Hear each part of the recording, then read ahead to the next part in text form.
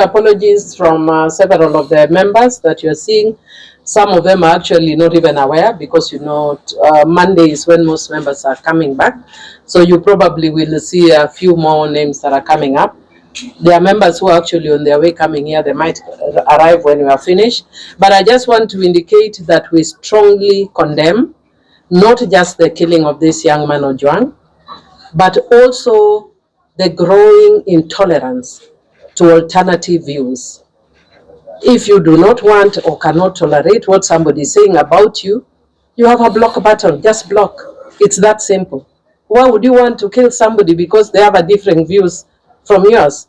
And I think one of the things I'm sure you will probably be asking, so let me just tell you, because I've seen when I condemned this, everybody was asking me in social media, but you are collaborating in the broad-based government.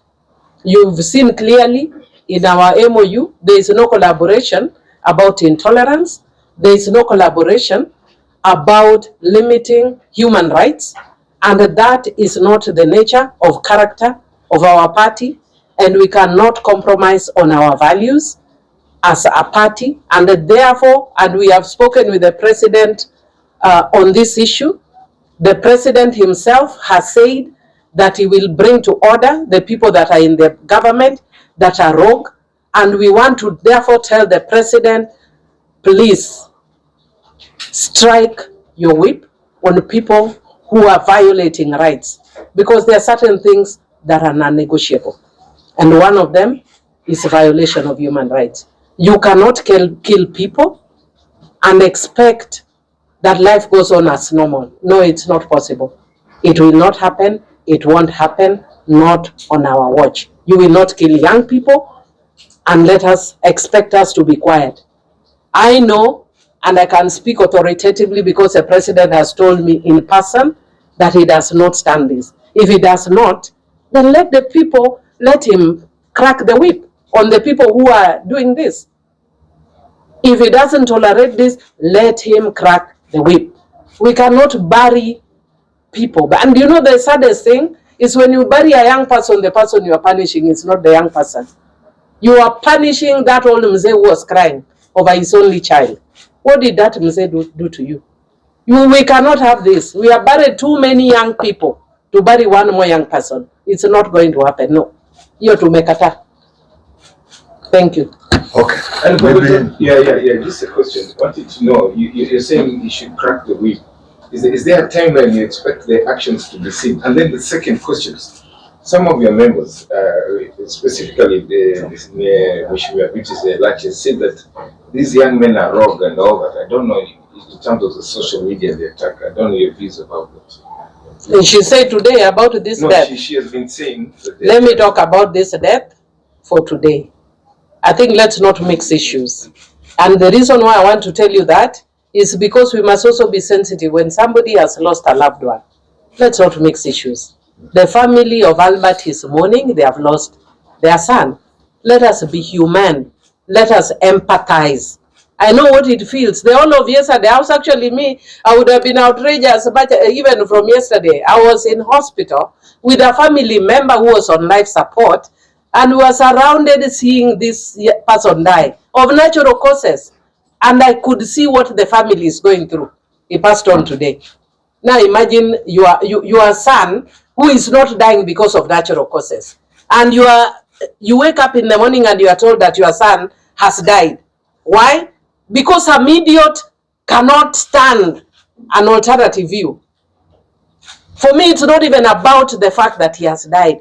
Who gave the order for that young man to be brought to be arrested? For what? If you can't stand somebody, block. Who doesn't know the block button? You have to be all over listening to everyone and anyone at every time. I mean, this nonsense must stop. Kenya has come too far. These are things that are done in other countries that we have been condemning in some around us. Cannot happen in Kenya. We will not allow it. Not in Kenya. No. Any other question? Mheshimiwa, Wakenya anauliza kwa social media kuanzia jana. Haipo ambao wanafaa kuchunguza wahusika ambao walihusika na kifo cha Albert. Wanaketi meza moja na wale ambao wanafaa kuchunguza ambao ni maafisa hao wa polisi. Haki itapatikana kwa familia na huyo mzee haswa. That's the question. You see, That is exactly what we are saying. The institutions that are charged with this must take responsibility. I think IPOA must be clear right now that they have a job in their hands that they must do. If the institutions cannot protect the people, then we start to question the value of those institutions being there. If, as you are saying, they really, as the structure is, they're really not expected to be sitting at the same table. It's independent police oversight. It cannot be sitting together with the police service. So this is their job, and we really expect that they'll be active with this, they'll take part. The investigative arm probably will say it's part of the service. But even, let me tell you one, she's a lawyer and she'll tell with you, even officers cannot take actions on orders if the orders themselves are illegal. Nobody expected to take illegal orders. So while we are looking for the person who gave the instructions, the people themselves who handled it must also take responsibility on how you handle people. Being transported to Homa Bay to Nairobi and being in a cell, what should cause death other than violent interaction between the victim and the people who are handling them? And the police must know, not only in this case, the moment they have arrested somebody, handcuffed him, or put him in their car, from that moment on, that person is their responsibility. The welfare of that person is their role. The well-being of that person is their responsibility. Whatever happens to that person, they are answerable. Even if they say the person hit himself in the cell or did something to himself, they still hold responsibility while that person is in custody, whatever custody they are putting in. So there is no escape around this. We expect actions, and on this part, young people are by their nature inquisitive and open to express themselves. A country which does not allow young people to express themselves and to inquire is a dead country. If we say that any young person expressing a different opinion, inquiring on an issue, must be dealt with like that, we have no future for the country. So on this one, we expect serious action, legal, administrative, and it should also be fast and not delayed. We actually expect the swiftness that we saw when Honorable Ondowere died. If the police are minded to take action, they will. They will know who of them actually caused the death of this young man. So we need that sort of urgency in dealing with this matter. Not only this, and I'm not saying this because I know Kenyans are very nice at being ethnic. Last week I condemned the arrest of this young lady for her views. We cannot be arresting young people. If I showed you even today what I've seen people writing in my page, there are words I can't even repeat. If you are disrespectful, what do? I block you. That's why, otherwise, why would these guys create the block button? If I think you are disrespectful, block. I will never see what you write again. It's as simple as that.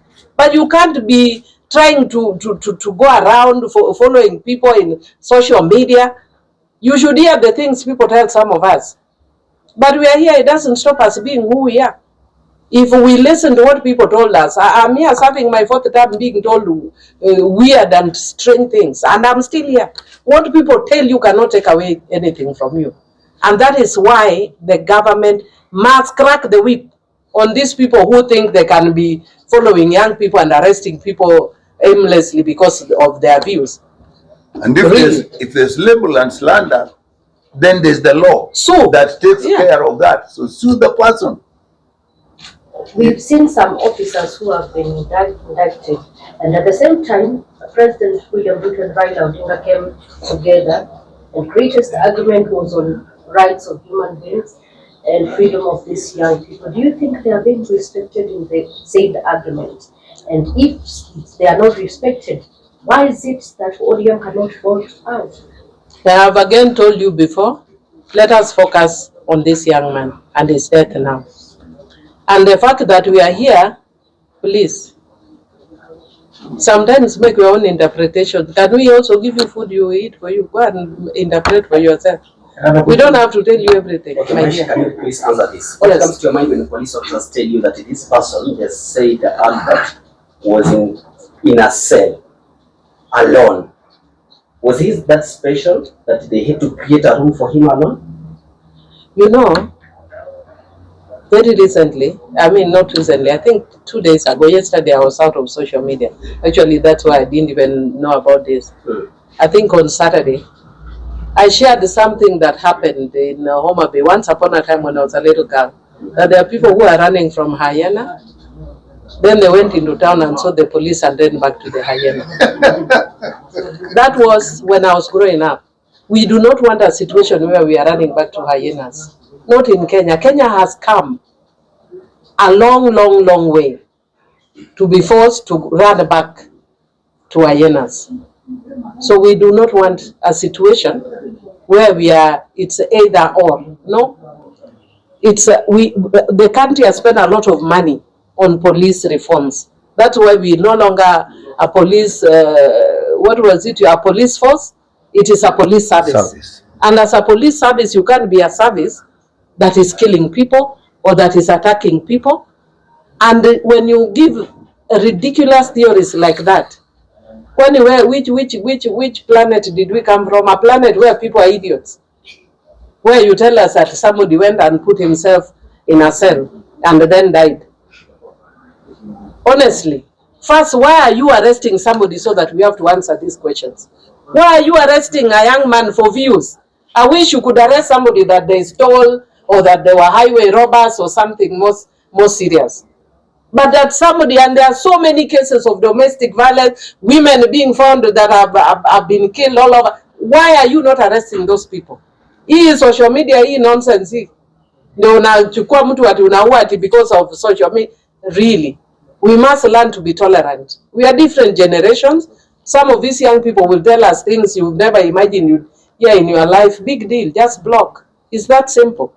You don't have to kill people.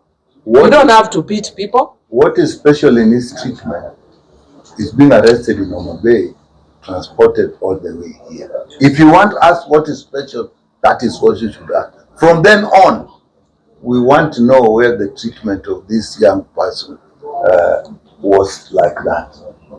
Actually, maybe, for me, I start with why arrest. Yeah. Why arrest? That's what. Before you transport, then we'll ask why transport. First, why arrest? Why transport? Why beat? Why kill? Why bring funny theories? We don't want to hear nonsensical theories. If somebody is dead under your watch, you know who was in charge, who was there. And interdictions are not enough. Arrest and charge. And do not hide. And even if, and you are my lawyer, let me stop there. I think that's enough, isn't it?